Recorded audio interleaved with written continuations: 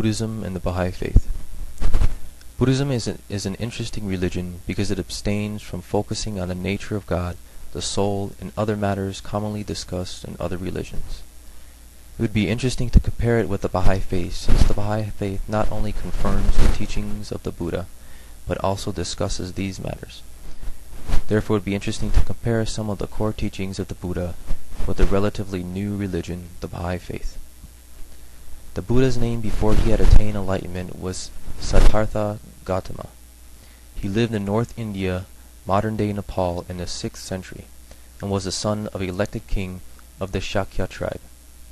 He was born into and surrounded by riches and comfort of a prince. But as he grew and saw the worthlessness of sensual pleasures, so highly prized by the worldly, and appreciated the value of renunciation, in which the wise seek delight, he decided to leave the world in search of truth and eternal peace. Unsatisfied with the religious practices and beliefs of the time, he abandoned it all and went his own way. One evening, sitting under a tree and meditating, he realized the cause of human suffering and how to remove it. He had gained the most supreme wisdom and understood things as they truly are. He became the Buddha, the awakened one. From then on he was called Shakyamuni Buddha. After finding enlightenment and wanting to bring people out of suffering, he went to Deer Park, near the holy city of Benares, and shared his new understanding with 5 holy men. They understood and immediately became his disciples. The most well-known and most essential teaching of Buddhism is the teaching of the 4 Noble Truths. The first noble truth is that life is suffering. Although there is happiness in life, it passes swiftly and suffering quickly follows. The second noble truth is that the origin of human suffering is ignorance and greed. People are ignorant of the law of karma and are greedy for the wrong kind of pleasures. They do things that are harmful to their bodies and peace of mind, so they cannot be satisfied or enjoy life. The third noble truth is the end of suffering. The Buddha says to end suffering, man must cut off greed and ignorance. This means changing life views and living in a more natural and peaceful way. Buddha said it is like blowing out a candle. The flame of suffering is put out for good. Buddhists call the state in which all suffering is ended nirvana, which is an everlasting state of great joy and peace. The Buddha said, the extinction of desire is nirvana. This is the ultimate goal in Buddhism.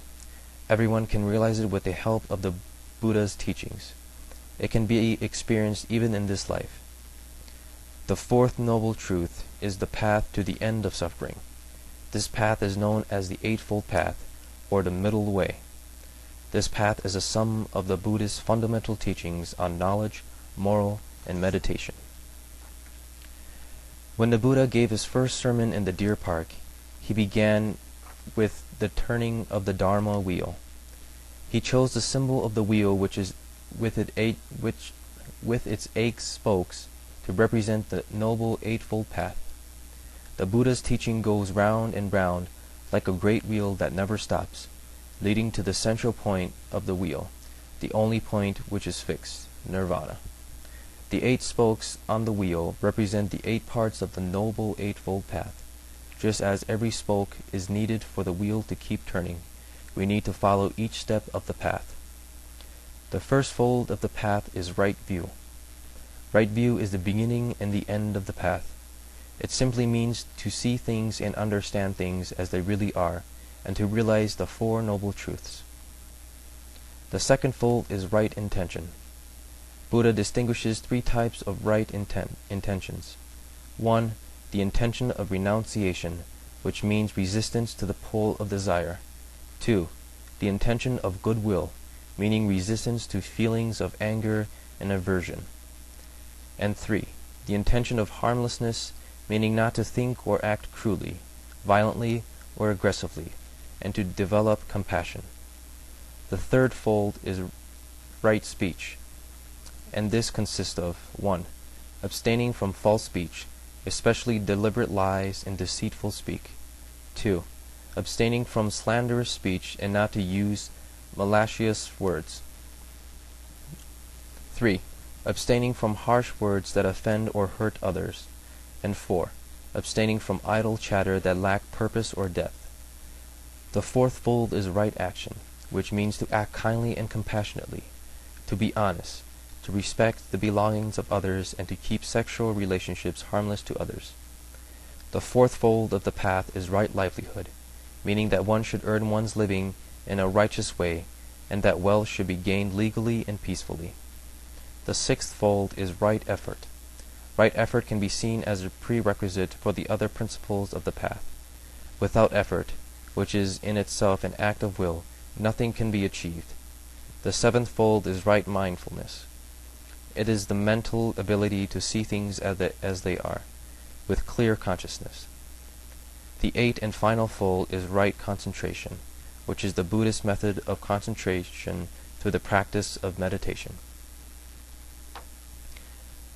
As to the question regarding matters of the self or soul, the nature of the Absolute or God, and the question of salvation and what occurs after death, the Buddha refused to be drawn into theorizing about them, because no statement about such questions can be adequately convey the reality.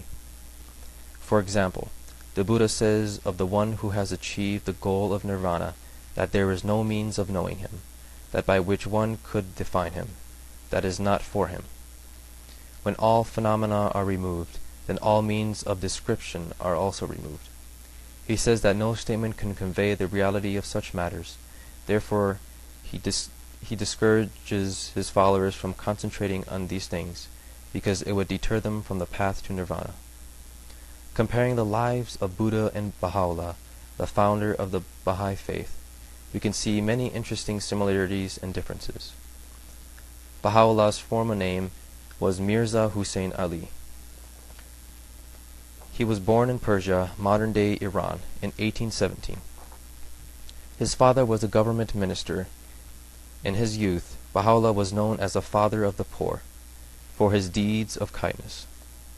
From early age he displayed marvelous faculties of intellect. Although passionately interested in social justice, he was not attracted to political life. Like the Buddha, he chose not to follow in his father's footsteps, and turned down offers to serve in the government. When Baha'u'llah was still in his 20s, a young merchant from the city of Shiraz, known to history as the Bab, announced that he was the herald of a messenger from God, much greater than himself, who was destined to establish the universal peace foretold in all of the world's sacred scriptures. Baha'u'llah announced his support for the Bab and was engulfed in the wave of persecution unleashed upon the Bab and his followers by Persia's government and clergy.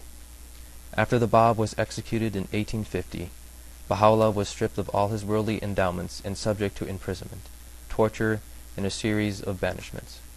The first was to Baghdad, where in 1863 he announced himself as the one promised by the Bab. From Baghdad, Baha'u'llah was exiled to Constantinople, to Adrianople, and finally to the prison city of Akka, in the Holy Land, where he arrived as a prisoner in 1868.